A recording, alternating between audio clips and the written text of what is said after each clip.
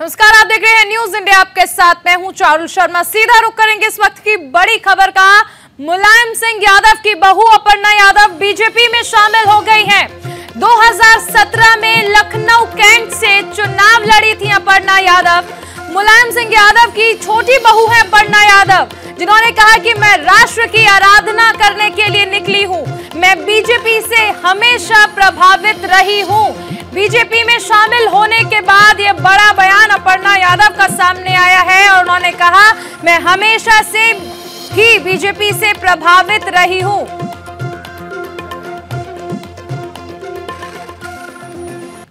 मैं आदरणीय प्रधानमंत्री श्री नरेंद्र मोदी जी का, आदरणीय मुख्यमंत्री उत्तर प्रदेश श्री योगी जी का बहुत बहुत धन्यवाद करती हूं, और हम सबके प्रदेश अध्यक्ष जी स्वतंत्र देव जी, हमारे डिप्टी चीफ मिनिस्टर केशव राय मौर्य जी, श्री अनिल बलूनी जी, मैं बहुत बहुत धन्यवाद देती हूँ यहाँ पे मंचासीन सभी लोगों का कि आपने मुझे भारतीय जनता पार्टी का मेंबर बनने का एक सुअवसर दिया। मैं, जैसा कि सभी जानते ही हैं, मैं हमेशा से प्रभावित रहती थी आदरणीय प्रधानमंत्री जी से, और मेरे चिंतन में हमेशा राष्ट्र सबसे पहले है। मुझे लगता है कि राष्ट्र का धर्म मेरे लिए सबसे ज़्यादा ज़रूरी है, और मैं बस यही बोलना चाहती हूँ कि अब मैं राष्ट्र की आराधना करने निकली हूँ। इसलिए आप सभी लोगों का सहयोग भी बहुत अनिवार्य है, और मैं बहुत हमेशा से प्रभावित रहती हूँ जिस प्रकार की कार्यशैली है, चाहे वो स्वच्छ भारत मिशन हो, चाहे वो महिलाओं के लिए स्वावलंबी जीवन हो, चाहे वो रोजगार हो। मैं हमेशा से भारतीय जनता पार्टी की स्कीम से हमेशा से बहुत प्रभावित रहती हूँ, और यही कहूँगी कि जो भी कर सकूँगी अपनी क्षमता से करूँगी जी।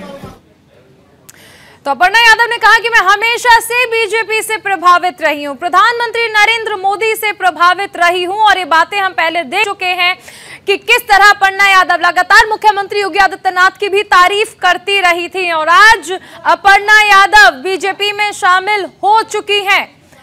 केशव प्रसाद मौर्य प्रदेश अध्यक्ष स्वतंत्र देव सिंह ने उन्हें बीजेपी की सदस्यता दिलाई, और उन्होंने कहा कि अब मैं राष्ट्र की आराधना करने के लिए निकल चुकी हूं।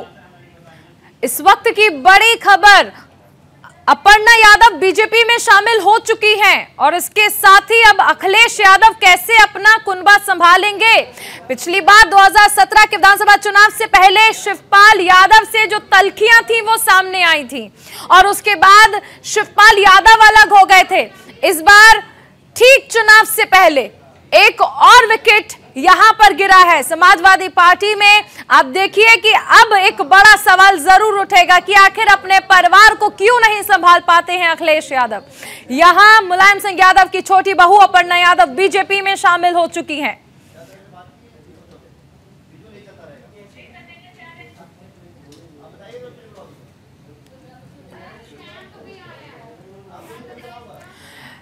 तो मुलायम के कुनबे में बीजेपी ने एंट्री ले ली है। अपर्णा यादव बीजेपी में शामिल हो चुकी हैं। मुलायम सिंह यादव की छोटी बहू हैं। सदस्य दयाशंकर सिंह जी हैं। दयाशंकर सिंह जी समाजवादी पार्टी में अपने कुनबे में हाथ डाल दिया है। किस तरीके से इसको देखते हैं? नहीं, देखिए, माननीय अपर्णा यादव जी जब माननीय अखिलेश जी मुख्यमंत्री थे उत्तर प्रदेश सरकार के, उस समय भी माननीय मोदी जी की जो नीतियों को वो प्रशंसा करती थी।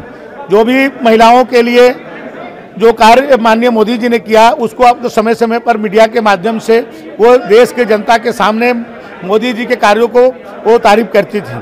आप 21 जून को जब योगा दिवस था तो उस समय माननीय पूर्व मुख्यमंत्री जी साइकिल चला रहे थे, उस समय भी माननीय अपर्णा जी जो है योगा कर रही थी। तो मोदी जी के कामों से वो सदैव प्रभावित रही। उत्तर प्रदेश में योगी जी के कामों से प्रभावित रही, समय समय पर उस बात को प्रशंसा भी करती थी। वैचारिक रूप से वो राष्ट्रवाद के लिए हर समय बातें रखती थी। तो वैचारिक रूप से आज वो हम लोग के साथ पार्टी के रूप में जुड़ गई, लेकिन पहले भी वो जो हमारा राष्ट्रवाद है, जो हमारे मोदी जी और योगी जी का कार्य है उसको वो प्रशंसा करती थी। पर अगर बात की जाए तो दयाशंकर सिंह को इसलिए माना जाता है क्योंकि उन दयाशंकर सिंह दीवारों में भी छेद कर जाते हैं, परिवार में तोड़ के लाए हैं आप, क्योंकि आपका सबसे ज़्यादा शेयर जा रहा है कि अगर कोई लाया है तो सिर्फ दयाशंकर सिंह लाए हैं, और कई समाजवादी पार्टी नेता हैं जो आपके संपर्क में हैं। देखिए, जब जब चुनाव आते हैं, आप चाहे 2014 का चुनाव देखिए, 2017 का देखिए, 19 का देखिए, तो हर दल के लोग भारतीय जनता पार्टी में शामिल होते हैं, चाहे वो दल के नेता हों या प्रशासनिक अधिकारी हों, पत्रकार हों, न्यायाधीश हों, समाज के हर वर्ग के लोग भाजपा के साथ आते हैं। तो आज भारतीय जनता पार्टी इतनी बड़ी पार्टी बनी है, इसमें सबका योगदान है और हर चुनाव से पहले बहुत सारी लोग पार्टी में आते हैं। और आज एक जो वैचारिक रूप से पहले से भी हम लोगों की बात को रखती थी, मोदी जी की बातों को रखती थी, भारतीय जनता पार्टी की आइडियोलॉजी के बारे में वो अच्छी बातें करती थी, आज वो भारतीय जनता पार्टी के हिस्सा बन गई हैं। उनके आने से विशेष करके महिलाओं में और जो समाज के वंचित लोग हैं, जिसकी वो मैंने अपने एनजीओ के माध्यम से बहुत काम करती रही हैं, उसमें भारतीय जनता पार्टी को सहयोग मिलेगा। पर दयाशंकर सिंह, एक और खबर है, न्यूज़ इंडिया के पास जानकारी है कि आप एक यूपी के जो समाजवादी पार्टी कद्दावर नेता है वो आपके संपर्क में है, वो भी पार्टी में आना चाहते हैं। कब तक ये घोषणा हो सकती है कि वो आएंगे? देखिए, समाजवादी पार्टी के दर्जनों लोग भारतीय जनता पार्टी के संपर्क में हैं। पार्टी नेतृत्व जब जो है हरी झंडी दे देगी तो उस दिन वो लोग भारतीय जनता पार्टी में आ जाएंगे। तो ये थे दयाशंकर सिंह जो ज्वाइनिंग कमेटी के सदस्य हैं यूपी के, और ये कह रहे हैं कि और कई जो समाजवादी पार्टी के नेता है वो संपर्क में है।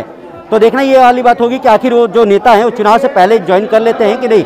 कैमरामैन राम नरेश के साथ दीपक चौबे, न्यूज़ इंडिया, दिल्ली। तो यहाँ बीजेपी नेता दयाशंकर सिंह ने एक बहुत बड़ा खुलासा किया और कहा कि दर्जनों अभी ऐसे नेता हैं समाजवादी पार्टी के जो कि बीजेपी के कांटेक्ट में हैं और वक्त आने पर वो सभी बीजेपी की सदस्यता लेंगे। तो आज अपर्णा यादव बीजेपी में शामिल हो चुकी हैं, इसको लेकर भी दयाशंकर सिंह ने कहा कि वो हमेशा से वैचारिक तौर पर बीजेपी के साथ थी। विचारों के तौर पर अगर देखें तो उन्होंने हमेशा बीजेपी की जो नीति है उसे अपनाया था।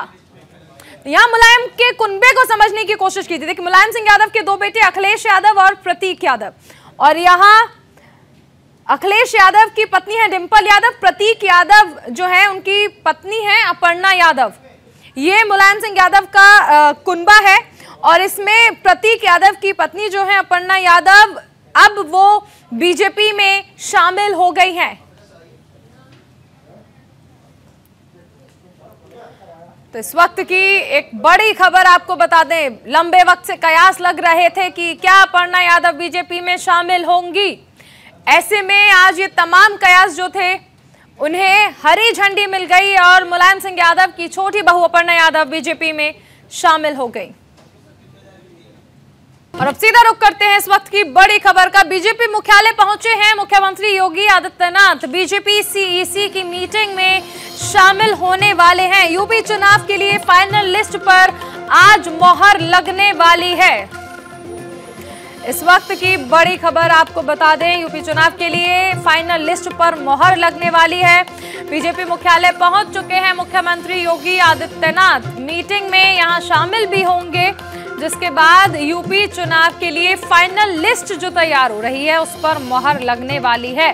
अब बस इंतजार है उस फाइनल लिस्ट का, ताकि पत्ते जो हैं वो बीजेपी के खुल पाए कि आखिर किस कैंडिडेट पर पार्टी ने भरोसा जताया है, किस प्रत्याशी को इस बार अपनी किस्मत आजमाने का मौका भारतीय जनता पार्टी के टिकट पर मिलने वाला है। फिलहाल बड़ी खबर यही है, मुख्यमंत्री योगी आदित्यनाथ पहुंच चुके हैं बीजेपी मुख्यालय। यहां सीईसी की मीटिंग में वो शामिल होने वाले हैं और यूपी चुनाव के लिए फाइनल लिस्ट जो आने वाली है, ये माना जा रहा है कि बीजेपी मुख्यालय पर जो बैठक होगी सीईसी की, उसमें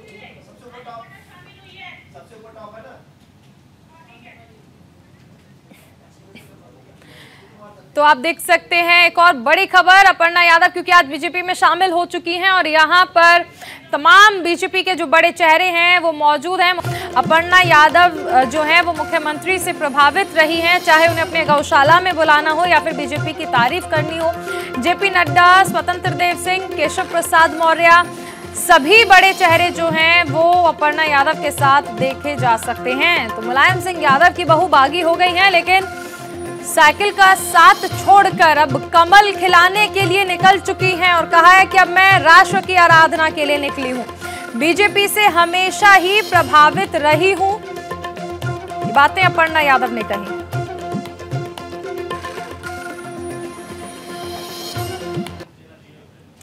इस बीच एक और बड़ी खबर आपको बता दें, सूत्रों के मुताबिक अखिलेश यादव विधानसभा चुनाव लड़ने वाले हैं। पहली बार विधानसभा चुनाव लड़ेंगे अखिलेश यादव। संभल की गुन्नौर सीट से चुनाव लड़ सकते हैं अखिलेश। पहले मुलायम सिंह यादव गुन्नौर से ही लड़ते थे चुनाव। बदायूं, मैनपुरी और आजमगढ़ भी हो सकता है एक विकल्प। इस वक्त की बड़ी खबर, अखिलेश यादव इस बार विधानसभा चुनाव लड़ने वाले हैं। सूत्रों के हवाले से ये बड़ी खबर सामने आ रही है।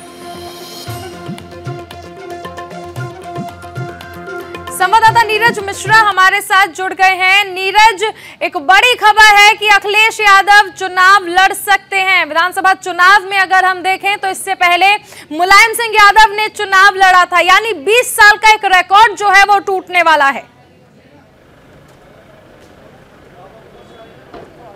जी हाँ, देखिए विधानसभा चुनाव को लेकर अगर हम बात करें तो इस समय काफ़ी अगर कहा जाए विधानसभा चुनाव उत्तर प्रदेश का काफ़ी हाइप पे जा रहा है। एक तरफ जो वर्तमान मुख्यमंत्री हैं योगी आदित्यनाथ वो भी चुनाव लड़ रहे हैं और एज ए मुख्यमंत्री रहते हुए अगर बात करें तो पिछले 20-22 सालों से किसी ने चुनाव नहीं लड़ा और योगी आदित्यनाथ जैसे चुनाव लड़ रहे हैं, यानी कि टीम का लीडर जब चुनाव लड़ता है, चाहे वो अखिलेश यादव हो चाहे वो योगी आदित्यनाथ हो, तो कहीं ना कहीं जो कार्यकर्ता है उनमें उत्साह बहुत ज़्यादा बढ़ जाता है। यानी कि कैप्टन जब खुद अगुआ बनता है तो लोगों में उत्साह बढ़ता है और अखिलेश यादव को पता है कि हम अगर अपने क्षेत्र से वहां से चुनाव लड़ेंगे तो निश्चित तौर पर जो आसपास की सीटें हैं उसे प्रभावित करेंगे और एक अच्छा रिजल्ट मिलेगा। और यही अगर कहा जाए कि अखिलेश यादव यही सोचकर ये चुनाव लड़ रहे हैं कि अगर वो चुनाव नहीं लड़ते तो कहीं ना कहीं एक मैसेज जाता कि जिस तरह वर्तमान मुख्यमंत्री चुनाव लड़ रहे हैं, अगर वो पूर्व मुख्यमंत्री होकर चुनाव नहीं लड़ते तो कहीं ना कहीं उसका एक बैड इम्पैक्ट भी सामने आता, लिहाजा वो चुनाव इस बार लड़ रहे हैं।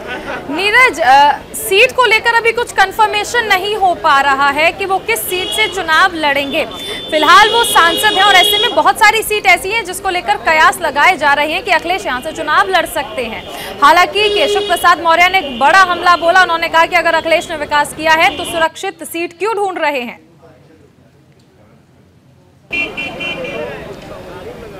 जी देखिए, जो हमारे सूत्र बता रहे हैं कि वो गुन्नौर सीट से चुनाव लड़ सकते हैं क्योंकि वहाँ 50 से 60% जो आबादी है वो यादव वोटों की है और वहाँ पर पहले भी अगर हम कहा जाए कि मुलायम सिंह यादव वहाँ से चुनाव लड़ चुके हैं और जीत चुके हैं, तो अखिलेश यादव एक सुरक्षित सीट पर चुनाव लड़ेंगे। ये बिल्कुल साफ बात है क्योंकि ज़्यादा से ज़्यादा उनको मेहनत ना करनी पड़े उस सीट पर और आराम से जीत जाएँ और वो आसपास और पूरे उत्तर प्रदेश में वो चुनाव का प्रचार कर सके, लोगों से बात कर सके, संवाद कर सके और अधिक समय उन्हें अपने चुनावी क्षेत्र में न देना पड़े। ये सोचकर ये माना जा रहा है कि आने वाले वक्त में गुन्नौर सीट से अखिलेश यादव चुनाव लड़ सकते हैं। बहुत शुक्रिया नीरज इस तमाम जानकारी के लिए। एक बड़ी खबर आपको बता दें, मौलाना तौकीर रजा का एक और विवादित बयान सामने आया है। बटला हाउस एनकाउंटर में मारे गए आतंकियों की हिमायत की है। यहाँ पर बटला हाउस एनकाउंटर में मारे गए लोग आतंकी नहीं थे। तौकीर रजा का ये बड़ा बयान सामने आया है। ठीक से जांच हुई होती तो उन्हें शहीद का दर्जा दिया जाता। तौकीर रजा का एक और बेतुका बयान सामने आया है, एक और विवादित बयान। कांग्रेस के खिलाफ रहे और हमसे एक गलती ये हुई कि हमने कांग्रेस की गलत पॉलिसीज की वजह से, और हमने कांग्रेस को भी बहुत करीब से देखा। 2009 में जब मैं कांग्रेस के साथ खड़ा था और 2009 में जब मैंने कांग्रेस को जिताया था, उस वक्त मैंने मंच से ये बात कही थी कि कांग्रेस ये ना समझे कि उनको माफ कर दिया है, अभी मुसलमानों ने आपको पैरोल पे छोड़ा है, अगर आपका काम आगे ठीक रहेगा तो फिर आपके बारे में आगे सोचा जाएगा।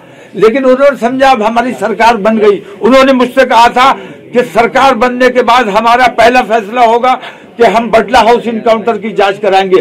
अगर बटला हाउस इनकाउंटर की जांच करा ली होती, दुनिया को पता चल जाता कि जो मारे गए वो आतंकवादी नहीं थे, उनको शहीद का दर्जा मिलना चाहिए। जो इंस्पेक्टर शर्मा मारे गए उस इनकाउंटर में, उनका कत्ल हुआ, उनको भी उनकी पुलिस ने मारा था। जांच नहीं कराई गई। उन्होंने कहा कि इससे पुलिस का मनोबल टूटेगा। पुलिस के मनोबल की उन्हें ज्यादा परवाह थी, हमारे मनोबल की, 20 करोड़ मुसलमानों के मनोबल की परवाह नहीं थी। हमारे बच्चों को इस तरह अलग-अलग आतंकवादी कहकर मार डाला गया। तो तौकीर रजा का ये विवादित बयान सामने आया है। कह रहे हैं कि अगर बटला हाउस एनकाउंटर की जांच सही से हुई होती तो ये पता चलता कि वो आतंकी नहीं थे, वो शहीद हुए थे और उन्हें शहीद का दर्जा मिलता। इससे पहले भी तौकीर रजा विवादित बयान देते रहे हैं और आज एक बार फिर से जब उन्होंने मुंह खोला तो फिर से विवादित बयान दिया।